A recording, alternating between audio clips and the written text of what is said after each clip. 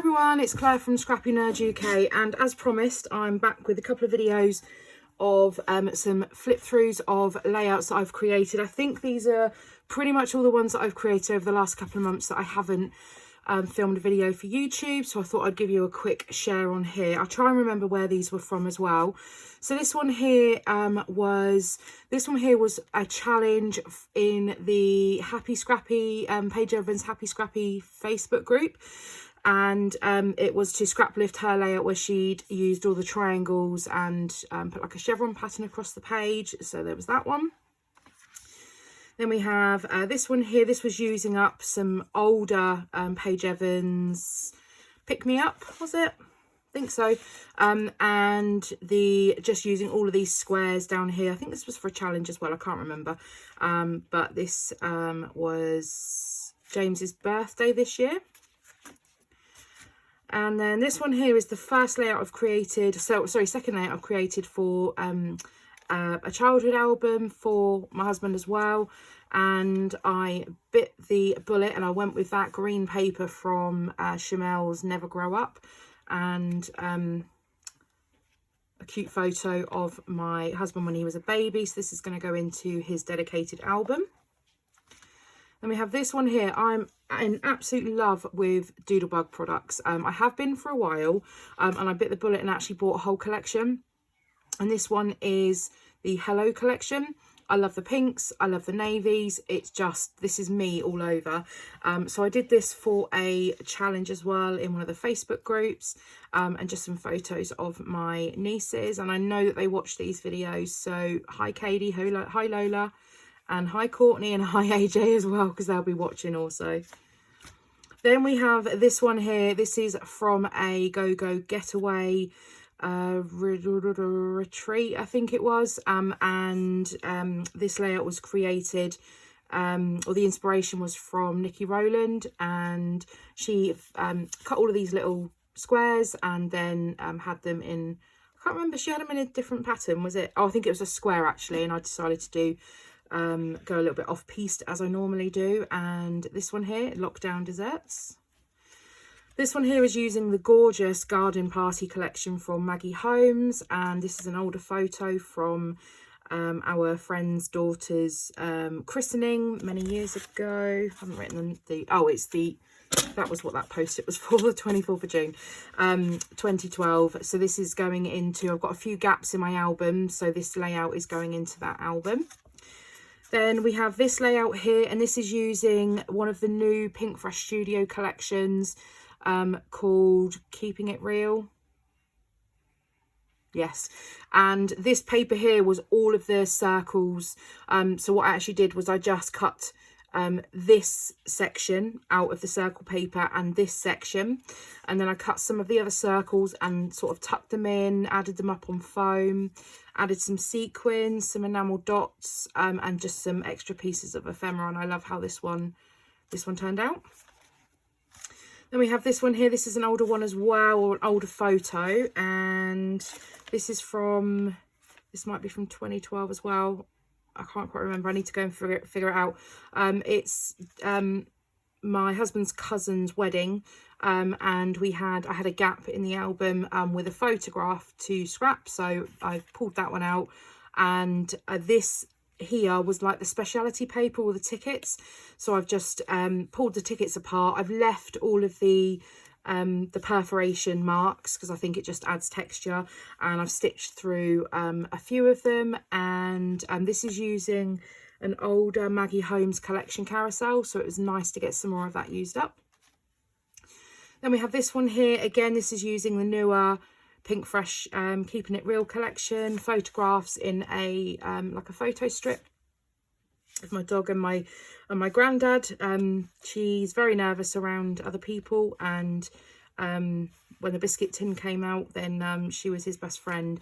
So what I actually did was I cut down some of these paper strips. I actually rolled them back and glued them. I actually cut some of it so the roll wasn't so thick. I rolled them back, glued them down with some glossy accents, and then that left me plenty of space to be able to add my journaling in. And I just backed that with just an offcut of white cardstock for my journaling.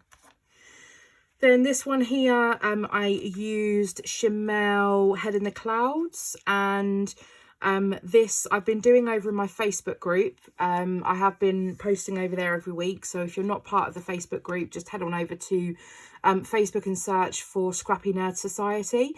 I've been doing a Chamel Saturday every Saturday, where I'm pulling out a Chamel collection, and I'm using that to use up my Chamel stuff rather than it's sitting there and hoarding it. So this was part of Chamel Saturday for a couple of weeks ago, and yeah, just got some more of my Head in the Clouds stash used up. And then this one here was for a I think it was a Go Cybercrop, which is free to take part in, and they run them every month. And the challenge was this title, She Remembered Who She Was and the Game Changed. And I took this photograph as part of the Ali Edwards This Is Us project, and I loved how I managed to get the how it turned out and the filters and everything. And I didn't want just this photo to go into my This Is Us album. I wanted it for a bigger story, and I think I'm going to pair this with a full page of journaling that will go into the album at the same time. And then yeah, I just used a whole load of Bloom Street from Paige Evans, and I used some flower dies as well and cut into some of the pattern paper. It makes your stash go so much further. And I just tucked those in and had a couple of floral clusters, and then just popped a couple of tags down here as well. This one here was again for I want to say Chamel Saturday. It might have been a challenge, I can't remember.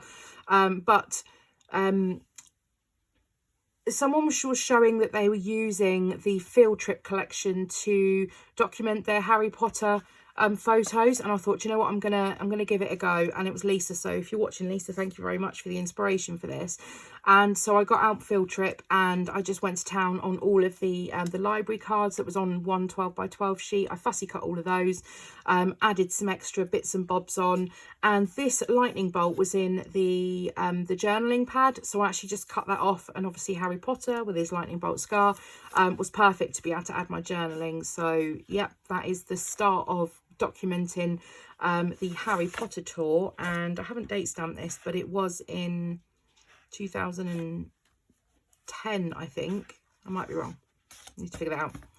Then these ones are the most recent ones. So I had an online retreat this weekend just gone, and we created these layouts, and this one here is a double page, so I'm just gonna move this over. Here we are, you can see that better now. And what actually happens is, so this is a double page layout that will go into page protectors. And then this is an insert that actually will get punched, and this will be an outer page insert. This will be punched down the middle, and this actually holds extra photos. So the insert was, and now I've got it stuck in there. The insert was only meant to be a single page in this pocket, but I had so many photos. I actually managed to get 22 photos across the two layouts, and then both sides of the pockets, and then also this insert that I made to go inside as well. And I'm super chuffed with how this all turned out. And this was this was designed by I want to say Nikki Rowland, I think.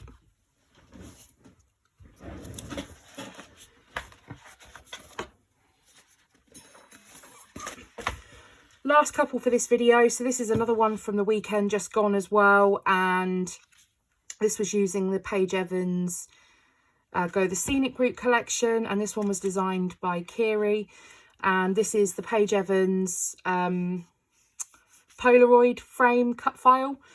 So we were working with that, and then we've got some Bramble Fox acrylic pieces and some Spiegel Mum scrap sequins, and my little glossy butterfly here is because I spilt jam from a donut on it. So don't eat around your layouts, because that's what happens. And then this one here is another double page. This is from Kiri as well. And this one here just documents, I think it's 10, 3, 4, 5, 6, 7, 8, 9. Yeah, so I've got 10 on here. There's plenty more space. You could actually get more on. So using the grid format to be able to add multiple photos really helps to split it up so you're not looking at too many photos. So yeah, 10 photos onto a double page spread. So I'm going to leave the I'm going to leave that video here for now, and then I will be back with I'm going to do 3 parts to get through all of these. So I'm going to do part 2 and part 3, and it'll be mixed amongst other videos as well, with some unboxings and some shares of some things that I picked up recently. So if you've got this far, thank you very much for staying with me, and I will see you all in the next video.